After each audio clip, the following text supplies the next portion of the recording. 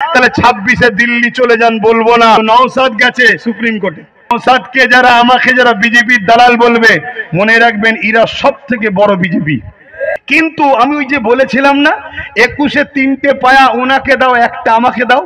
ওই আইনের বিরুদ্ধে ডাইরেক্ট যদি যান আপনি তো তাহলে দেশদ্রোহী মামলায় জড়িয়ে যাবেন। তাহলে আপনাকে আইন যখন হয়ে যায়, আইনের অস্ত্র দিয়ে আপনাকে কাটতে হবে, ঠিক না বেটি? গায়ের জোর দিয়ে কাটলে হয় না, প্রসেসিং এ কাটতে হবে। ওই প্রসেসিংটা কি? Supreme court. Supreme court. আজকে বলুন, একজন সাধারণ মানুষ সুপ্রিম কোর্টে যাওয়া, আর আমাদের সবার প্রতিনিধিত্ব যিনি করছেন মাননীয় সিএম, তিনি যাওয়া দুটো এক না আলাদা? তিনি যাওয়া মানে 10.5 কোটি লোকের যাওয়া। তিনি কি গেছে? জোরে বলুন, গেছে? অথচ তিনি বারবার কলকাতার রেড রোডে উঠে কি বলতো? বিজেপিকে হাত থেকে বাঁচাবার জন্য আমায় ভোট দাও, আমি পুরো দেশে মুসলমানকে বাঁচাবো। মানে ঢপ মারার একটা লাইন আছে, পুরো দেশে বলছে, রাজ্যেই বললে আলাদা কথা হতো। আজকে ঠিক আছে, আপনি যদি আমাদেরকে বাঁচাতেই চান বিজেপির হাত থেকে, বিজেপি যখন কালা কানুন তৈরি করেছে, যেখানে তেলেঙ্গানা কি বলে তামিলনাড়ু যাচ্ছে, বিভিন্ন আরো রাজ্য কেস করছে, 8টা রাজ্য কেস করেছে, আপনি কেন গেলেন না? আপনাকে অবিলম্বে কেস করতে যেতে হবে।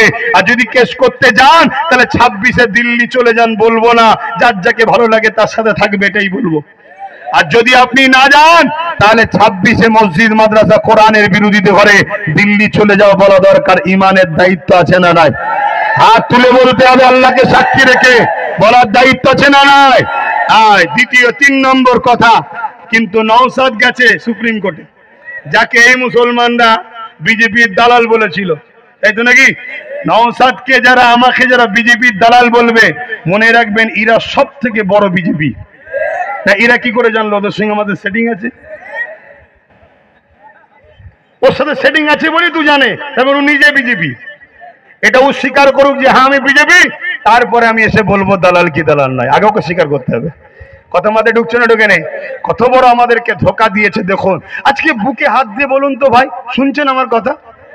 বুকে হাত দিয়ে বলুন তো, এই মুহূর্তে ধরুন পশ্চিমবাংলায় যিনি সরকারে আছে উনি বসে আছে, মাননীয়া বসে আছে, কিন্তু আমি ওই যে বলেছিলাম না, 21-এ 3টে পায়া ওনাকে দাও, একটা আমাকে দাও, বলেছিলাম না? ধরুন এই যে চেয়ারে 4টে পায়া দেখুন, ধরুন মাননীয়াই বসে আছে, কিন্তু 3টে পায়া উনার, একটা পায়া যদি আমাদের থাকতো, উনি ওই চেয়ারে বসে আমাদেরকে হুমকি দিতে পারতো, আমাদেরকে দিল্লি চলে যাও বলতে পারতো। আজকে বলুন তো, নওশাদের সাথে যদি আরো গোটা 40 থাকতো আজকের দিনে, আপনাদের উপকার হতো না ক্ষতি হতো? তাহলে আপনারা নিজেদের ভুল করেছেন না করেননি? তাহলে 26-এই ভুল করবেন? হ্যাঁ, নিজের পাওয়ার তৈরি করুন। মনে রাখবেন, লোহা না হলে লোহাকে কাটা যায় না। এটা আপনাদেরকে বুঝাবার জন্য বললাম। তাহলে 3 নম্বর অপশন। দ্বিতীয় হলো সুপ্রিম কোর্ট কেস। কিন্তু সুপ্রিম কোর্টের উপরে আমাদের ভরসা আছে না নাই? আস্থা আছে না নাই? দেশের নাগরিক হিসেবে থাকতেই হবে, নাই কিসের নাগরিক সে। কিন্তু সুপ্রিম কোর্টের যিনারা বিচারক, তেনারা তো মানুষ নাকি? মানুষ তো নাকি? কারো পরিবার বাচ্চাদের তুলে নিয়ে যদি বলে আইনটা এইদিকে না গেলে ঝেড়ে দেবো, সে ভয়ে উল্টো আইন করতে পারে না? পারে না? বা কালকে হয়তো রিটার্ন হবে, আজকে ঢোক করে বলে দিয়ে রাত 12টার সময় সই করতে পালাতে পারে না? পারে না? যেমন বিগত দিন বাবরি মসজিদের সাথে হয়েছিল। আর বাবরি মসজিদের সঙ্গে হওয়ার পিছনে কারণ আছে, আমরা আন্দোলন বন্ধ করে দিয়েছিলাম, তাই হয়েছিল। তা ঘুমিয়ে পড়লে হবে না, আপনাদেরকে ঘুমাতে চাইবে। অনেক মোল্লা মৌলভী সাহেব বলবে, অনেক রাজনীতি দলের নেতারা বলবে যে কেস যখন চলছে একটুখানি আন্দোলন বন্ধ রাখো। বলবে কেন? আন্দোলন বন্ধ হলে ওখানে রায় উল্টো হওয়ার সম্ভাবনার চান্স বেশি হবে, আর আন্দোলনের তীব্রতা বাড়লে মনে রাখবেন ওখানে আইনের রাস্তাটা শক্ত হবে।